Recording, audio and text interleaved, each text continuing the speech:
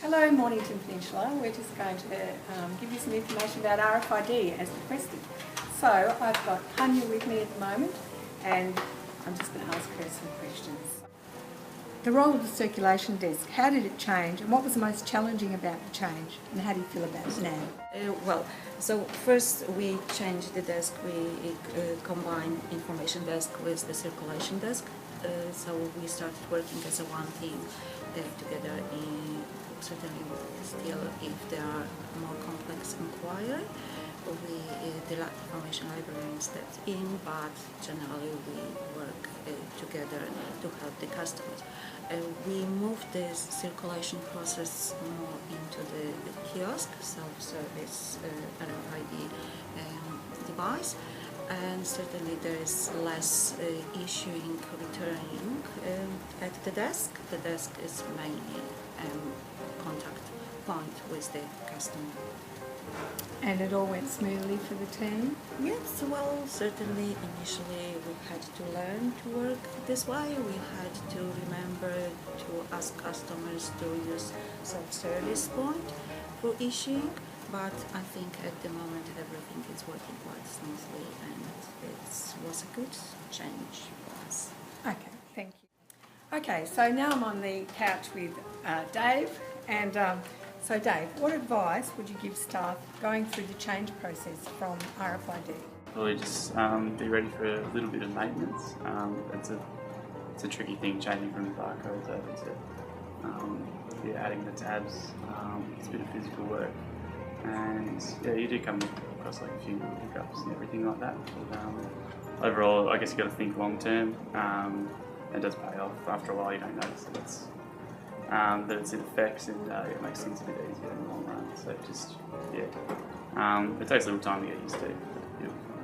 Yeah. And have you found the manual handling tasks in the returns room especially? Through RFID? Yeah, with RFID. I didn't notice too many differences, to be honest. You can obviously, with like the multiple scans that go through, it's a little bit easier. So yeah, obviously more at a time, one at a time for us. So yeah, and that's physically quite a load, which is good. So yeah, in moderation. Okay, so I'm back on the couch again, this time with Martina. And so, Martina, with staff liberation due to RFID, were staff redeployed to do other things in the library? Not as such, but it has freed up staff time so we are able to assist with programs more. For example, we have a family history club that runs every fortnight, and one of our staff members is assisting with that. That takes him away from the normal circulation duties for about 3 hours every fortnight. And that's only possible since we have introduced RFID. It would not have been possible before.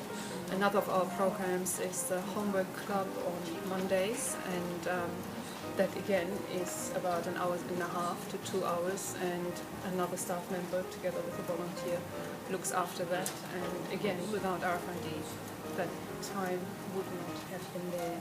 So not redeployed in an organizational sense, but it has freed up time. So, Martina, what does the future look like for library staff with RFID? Yes. What does the future look like? It probably will continue. At the moment we are on about 80% of self-check kiosks. At the moment RFID only, the self-check with the help of RFID only works for borrowing items, but we would like to extend it to returning items as well. That would free up staff time even more because we have a returns room that takes up a lot of staff time to return all the items. If borrowers were to return their own items, that would make a huge change. Also, in the future I could see self-payments. You could pay your fines at the self-check kiosk. Again, that would reduce time at the desk and waiting time for customers at the desk. The more self-sufficient they are, the better the service will be, and the more programs we would be able to provide. Okay, I'm on the couch now with Lee. So, Lee, what do the customers like best about RFID? Well, I think, Susan, upon reflection, because we've had RFID for a little while now, the customers feel very empowered. They're able to come in and check their books out. They're able to check what they have on their card. They can renew items and so forth. So it's really empowering them to be able to do these services themselves. It also frees up a lot of time at the desk for other inquiries where we have to speak to the customer to provide a solution for some query that they may have. And if, of course, there's many people at the desk simply just wanting to borrow, well, there may be a bit of a waiting time, but with RFID they can come and check their things out and be on their way. And I think that's probably one of the most positive things about the RFID within the Frankston Library. People love that. They do love that, and have experienced it wider in the community within quite shopping centres, where you can go and do your groceries and go through.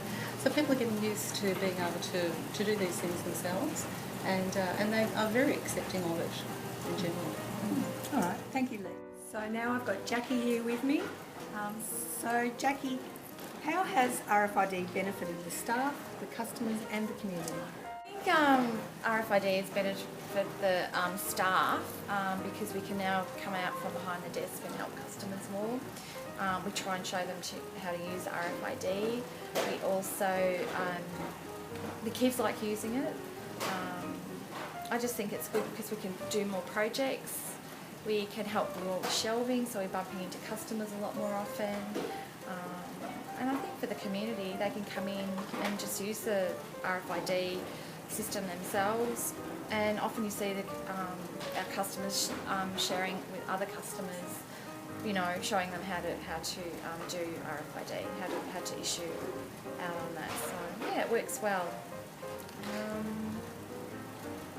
Staff, yeah, I think it does benefit the staff because we have less people on the desk now and we have more staff available to do other tasks that need to be done in the library. So I think that's all I can think of at the moment. Okay, thanks Jackie. Thank you.